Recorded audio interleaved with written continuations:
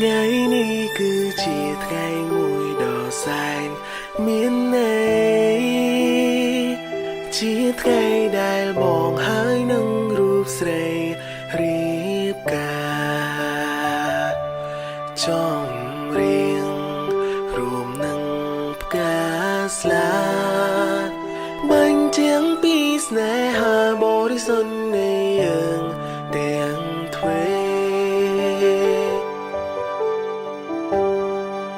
ទោះបីមេឃគ្មានព្រះអាទិត្យ